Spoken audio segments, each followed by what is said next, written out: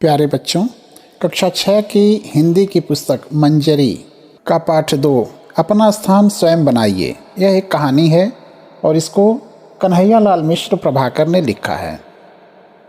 इस कहानी में लेखक द्वारा बच्चों को कर्मठ और सदाचारी बनने की प्रेरणा दी गई है। तो आइए हम इस कहानी को पढ़ते हैं।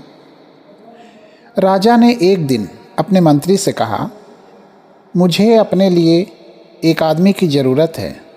कोई तुम्हारी निगाह में जंचे तो लाना, पर इतना ध्यान रखना कि आदमी अच्छा हो।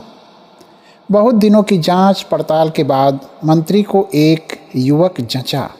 उसने युवक की नौकरी छुड़ा दी और उन्नति का आश्वासन देकर राजा के सामने पेश किया। बहुत देर तक तो राजा को अपनी बात ही याद ना आई। बाद में बोले, हाँ, उस समय शायद कोई बात मन में थी, पर मैंने अब तो कोई बात नहीं की है। मंत्री ने कहा, हुजूर, मैंने इसे हजारों में से छांटा है और बढ़िया नौकरी से छुड़ा कर लाया हूँ। राजा ने जरा सोच कर कहा, हमारे पास तो इस समय कोई काम नहीं है, पर तुम बहुत कह रहे हो तो हम इसे अपने दफ्तर में चपरासी रख सकते हैं। वेतन 15 रुपये मिलेगा। मंत्री को बुरा लगा, पर उस युवक ने कहा, मेरे लिए सबसे बड़ा वेतन यह है कि मुझे अपने राजा की सेवा करने का मौका मिलेगा। यह कहकर वह उस नौकरी के लिए तैयार हो गया। मंत्री जब उसे दफ्तर में छोड़ने गया तो वहाँ धूल थी, क्योंकि राजा वहाँ न कभी जाते थे और न काम करते थे। यह देखकर मंत्री दुखी हुआ, परंतु वह युवक इतना होने पर भी खुश था।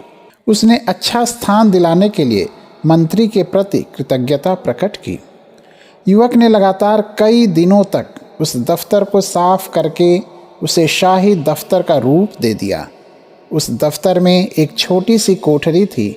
युवक ने उसकी जांच पड़ताल की तो पता चला कि पिछले सालों में बादशाह के पास जो निजी पत्र आए थे, उनके लिफाफों का ढेर उस कोठरी में था।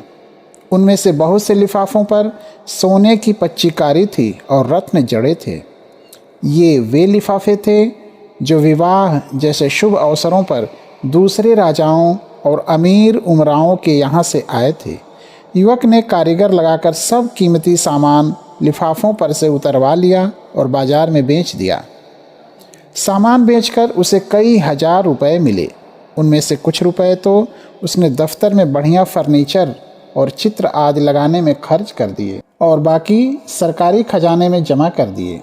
जहाँ वह सामान बिका उसने उसकी भी रसीद ली और जहाँ से यह सामान खरीदा गया उसकी भी। दफ्तर सचमुच शाही दफ्तर हो गया।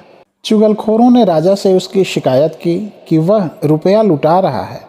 एक दिन राजा गुस्से में भरे दफ्तर गए तो दफ्तर की हालत देखकर दंग रह गए। फिर भी उन्होंने तेज आवाज़ में पूछा, तुमने यह सजावट किसके रुपए से की? दफ्तर के रुपए से, हुजूर, कहकर उसने राजा को रद्दी लिफाफों की कहानी सुनाई और खजांची से गवाही दिलाई कि दफ्तर का सामान खरीदने के बाद बचा हुआ रुपया खजाने में जमा किया गया है। राजा रीझ गए और उस युवक को अपने राज्य का वित्त मंत्री बना दिया। इस कारण दूसरे मंत्रियों को परेशानी होने लगी, क्योंकि वह न स्वयं बेईमानी करता था, न किसी को करने देता था, न लापरवाही करता था, न करने देता था। उसके बाद से तो जो भी मंत्री राजा के पास जाता, किसी न किसी बहाने उस युवक की शिकायत करता, जिससे कि वह राजा की नज़रों में गिर जाए। एक रात को 2 बजे राजा ने अपने सेनापति को बुलाकर कहा, हमारे सब मंत्रियों को उनके घरों से उठाकर इस कमरे में ले आओ, लेकिन वे जिस हालत में हों उसी हालत में लाया जाए। समझ लो हमारे हुक्म को। अगर कोई पलंग पर सो रहा हो तो उसे पलंग सहित ज्यों का त्यों लाया जाए, और कोई कालीन पर बैठा चौपड़ खेल रहा हो तो कालीन समेत यहाँ लाया जाए। 1 घंटे के भीतर ही सभी मंत्री महल के एक बड़े से कमरे में आ गए। राजा ने देखा कि 8 में से 7 मंत्री नशे में थे। उनमें से कुछ जुआ खेल रहे थे। वित्त मंत्री भी बनियान पहने एक चौकी पर बैठे दिए की रोशनी में कुछ कागज़ देख रहे थे।